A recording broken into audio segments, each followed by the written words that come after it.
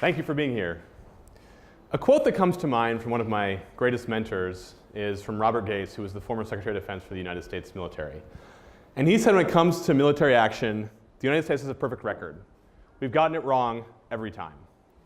And I think when it comes to government, this is another lesson learned in that many things that government does, they get it wrong.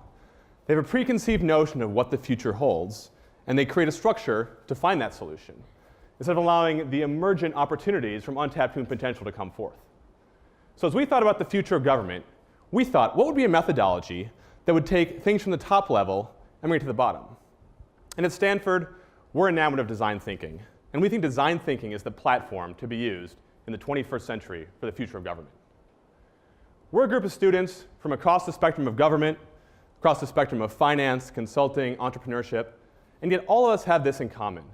We're focused on design to help define our lives and define innovation. So what should the future of government look like? We believe government should be a design thinking organization that puts constituents at the center of all they do. This requires being empathetic, creative, and action-oriented. And those of you familiar with design thinking know it's a 5-step process. If you can devolve this process down to the basic entity levels, you can find out what matters to people most and create a responsive organization that can fulfill their very needs. So what is this solution, and what are the constituent parts? First, we want to use design for every process and every policy. We want to train government employees and government policymakers in the design process to talk to the lowest possible level individual to figure out what they need and how to make it happen. We want solutions based on the actual needs of identified users.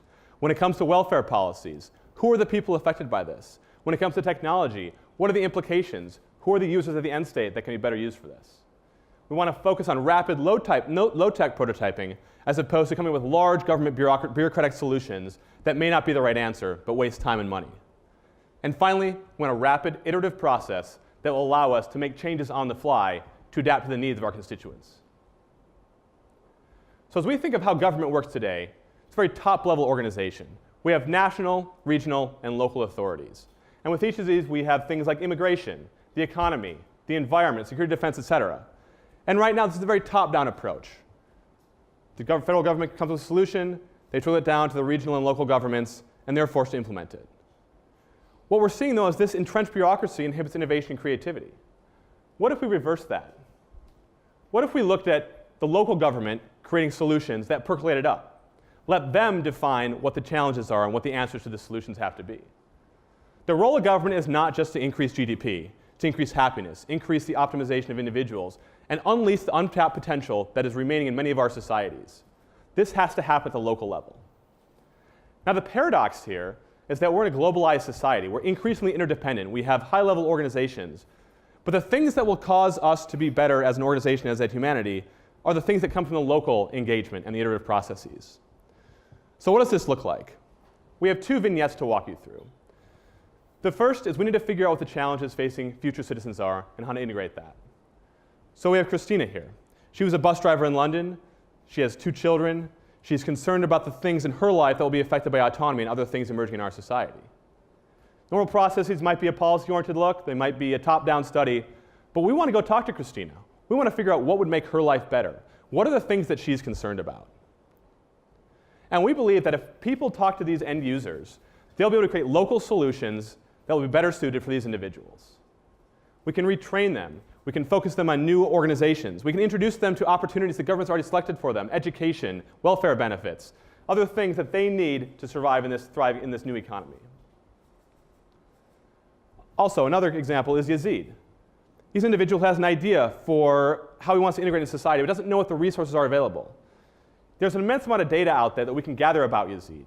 We can take his social media profiles, we can take his search histories, we can take things that we know about him that he has voluntarily given to use and find out what the trends are in his life. What are the things he's concerned about? And proactively approach him with options that he can select from. Not a top-down saying this is what you should do, but here's your options. These are things you don't even know that existed that you can use for the future. We want to help empathize with this user, then define for this user what the end state should be, ideate and prototype with him or her, and figure out what the possible solution is through testing and refinement.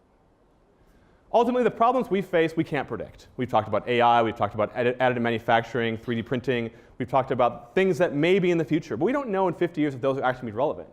But we can create a methodology that in the next 50 years will be relevant throughout these decades, throughout the challenges we face. We think design is that solution, and thank you for your time.